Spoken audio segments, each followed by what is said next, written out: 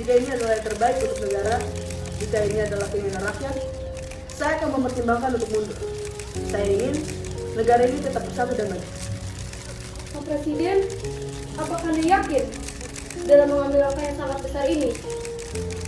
Ya, jika ini jalan terbaik untuk Indonesia, saya akan mundur. Tapi ingat, perubahan harus dimulai dari semua pihak.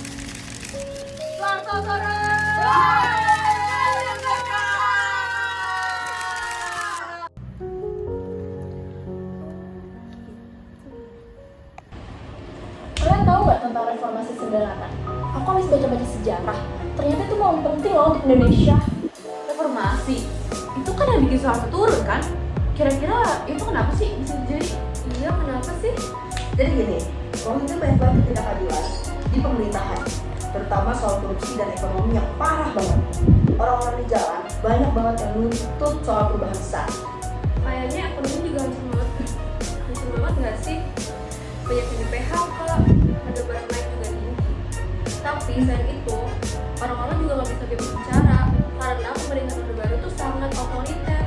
Dan yang paling krusial, banyak kekerasan terhadap demokrat. Jadi orang-orang merasa mereka nggak bisa dimaki dan memperjuangin hak mereka.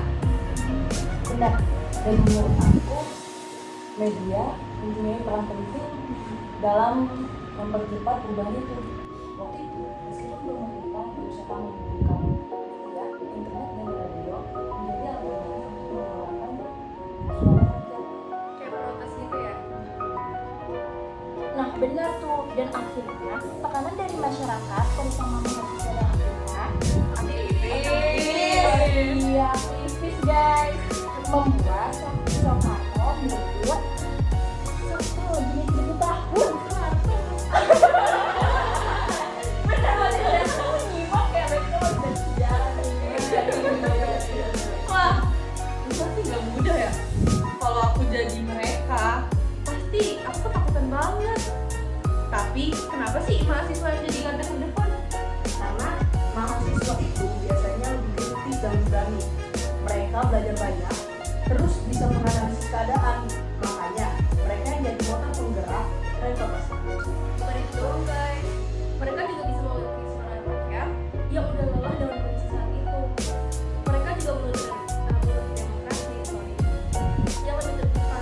Jadi nggak hanya kekuasaan yang dikendalikan oleh orang jadi mahasiswa itu juga bisa bantu mengendalikan. Tapi meskipun reformasi berhasil, banyak masalah yang masih ada, contohnya korupsi dan ketimpangan sosial. Itu yang harusnya jadi fokus setelah Soeharto mundur.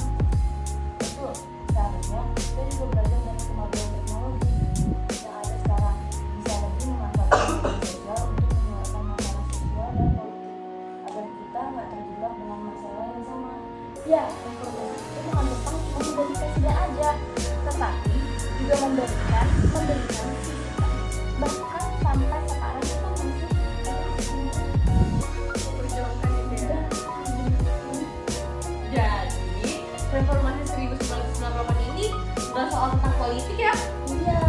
tapi soal perubahan besar dalam cara kita hidup juga. Benar tuh. Dan itu mengajarkan kita sebagai generasi muda untuk selalu kritis dan memperjuangkan hak kita.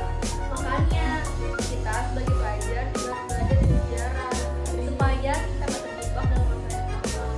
Semoga kedepannya Indonesia bisa terus berkembang ke arah yang benar ya. Amin. Dan semoga kita sebagai generasi muda bisa lebih bijak dalam memanfaatkan kekuatan teknologi untuk kebaikan bersama. Amin.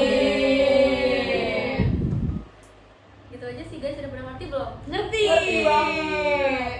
Thank you ya, udah sharing-sharing info. Aku jadi ngerti banget nih tentang reformasi 1998. Nanti kita bahas tentang yang lain lagi ya guys. Oke. Thank you.